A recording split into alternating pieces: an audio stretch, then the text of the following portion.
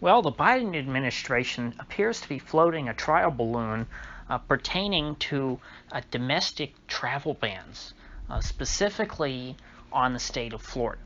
Now, I've read the article, and there's nothing specific in there. In fact, there is a direct quote from whoever the anonymous source is for this story, or one of the anonymous sources that they used, saying that, well, we're not looking at specific states. But they clearly put Florida in the headline for a reason. This is the kind of story that is, planted by the administration. Leaks don't often happen by accident when it comes to something like this. The reason why the administration, whoever these officials are, didn't go on the record is so that they can, later deny it, depending on how severe the backlash is against, this story. So, what exactly is it that they're talking about? The story kind of beats around the bush a lot, but what they're getting at is they're talking about these other countries, saying, hey, these foreign countries we identify as hotspots that are dangerous. South Africa, for example, where they had a new strain of the virus was discovered, and so we banned travel from South Africa, so we know that works. And they say, well, if we've got certain parts of the country, certain states where we also know that this new strain of the virus that's very bad, that nobody wants to catch, that it's there. Well, I mean, shouldn't we keep all options on the table? What's good for South Africa is good for Florida, right? That seems to be the tone here. They invoke, of course, the war analogy, saying, "Hey, this is a war, and we got to keep all options on the table to fight, to fight our battles." And so they're being very careful about this. I think because this is because they know that what they're talking about here is, goes against the founding principles of the United States, barring travel between the states, having interstate borders, essentially is. It's kind of an anathema to all of American history. And so I imagine that if this story goes over well, if this trial balloon goes over better than a lead balloon, they might, float another trial balloon that's a little more specific.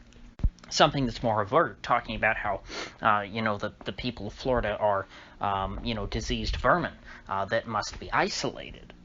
And if that goes over okay, well, then eventually they'll just start saying this on the record. Jen Psaki will openly, muse about it at the press conferences, saying, well, maybe we should stop people from going to Florida. And frankly, this is an act of executive tyranny that I would welcome wholeheartedly, because I would prefer people stop coming here. In fact, I wish that a lot of people would just, who came here would go home. It's quite crowded here. The state is pretty densely populated. It's a skinny peninsula, and we've got a lot of people here now. I look back at pictures of cities in Florida, even when my parents were young, and they just, they look so much more inviting than they do now. Even in my lifetime, things have grown so much. It's, it's not a, it's not the worst problem in the world. You're in worse shape if you're Detroit and people are leaving and all that's left is crime and drugs and stuff.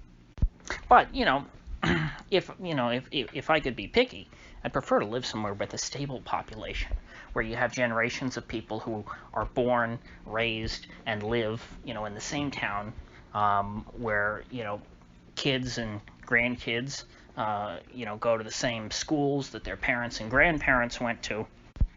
Real communities of individual people and of, groups of families and things like that, extended families. That sort of thing is hard to find in Florida. But when the Biden administration floats banning travel to Florida, what they're trying to do, obviously, is not stabilize our population. It's not trying to build more deeply rooted communities or something like that. They're not trying to help out our culture. What the Biden administration clearly is trying to do is punish Florida, because Florida is, the freest, just about the freest place in the country right now. The left, and by the left I mean, sort of your liberals, not so much your socialist left. It's it's a whole different thing, as I've discussed many times. But I mean liberals, your people who unironically vote Democrat. Those types of people literally hate us for our freedom here. They, people openly talk about how, the way that they talk about the actions of the people of Florida is that, they think of it like sin. We are Sodom, to them. We're, a whole state of sodomites, and our sins, should be punished. Think of the hysteria that came from, the Super Bowl celebrations, and today up in Tampa, they they held their Super Bowl parade, and they did it sort of unannounced because I think they were worried about being shut down by the mayor of Tampa, and also they didn't want to attract big crowds and get more bad publicity in their eyes.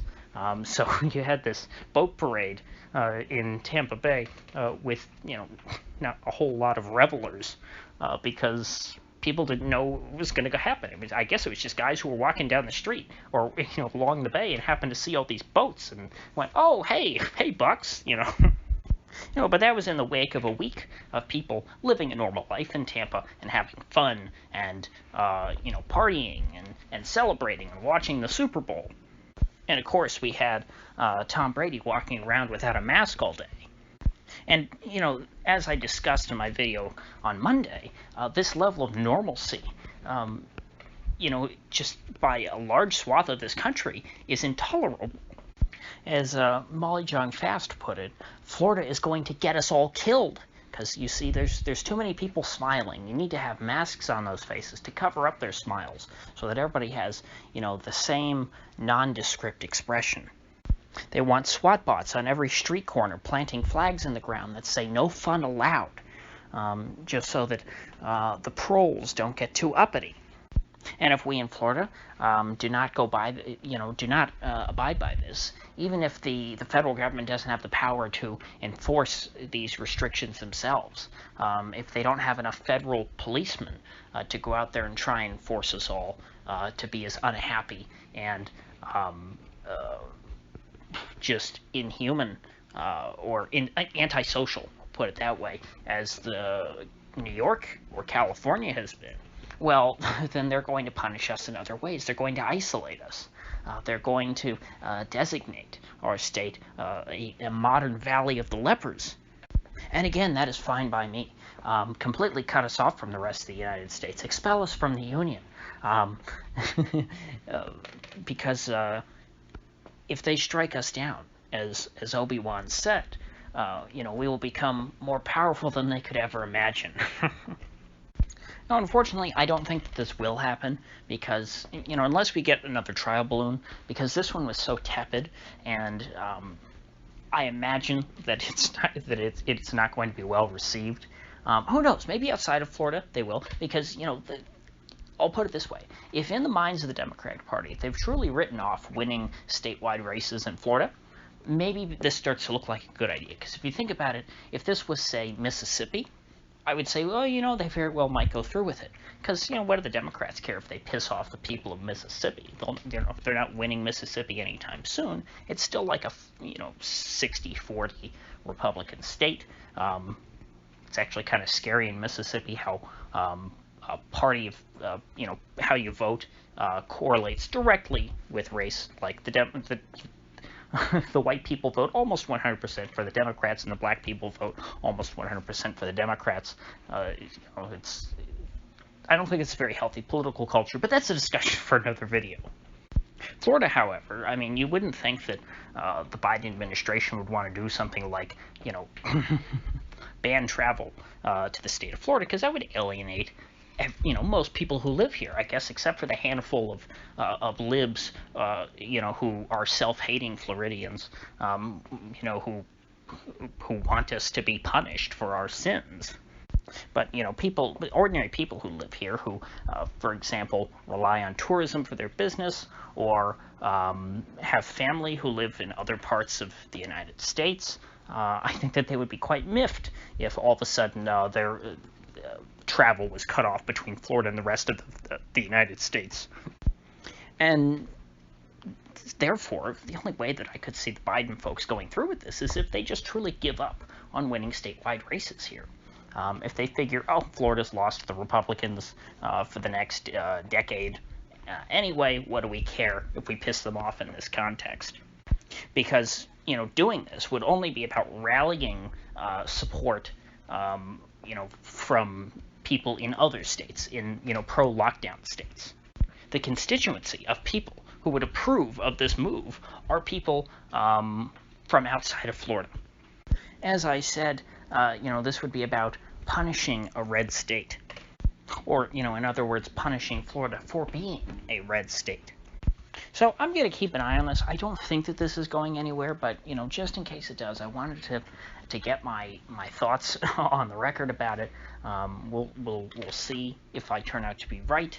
Either this story is going to fade away and not be discussed again, or we're going to see more trial balloons floated out to this extent that are going to get increasingly more extreme. And as that situation develops, I'm going to chronicle that because I think that this is a very interesting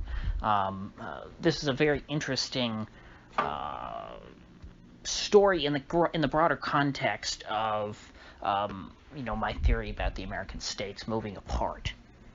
As I've said in past videos, I expect Texas and Florida to be your two major renegade states over the next 4 years. And if there's going to be any major collapse of the United States, the first states to assert their independence are going to be Texas and Florida. So, with that said, if you gain anything of value out of this video, I'd appreciate you clicking that like button and sharing this video. And if you haven't already, please do subscribe because I do upload every day and I'd hate to have you miss one. So, I'll see you folks back here tomorrow.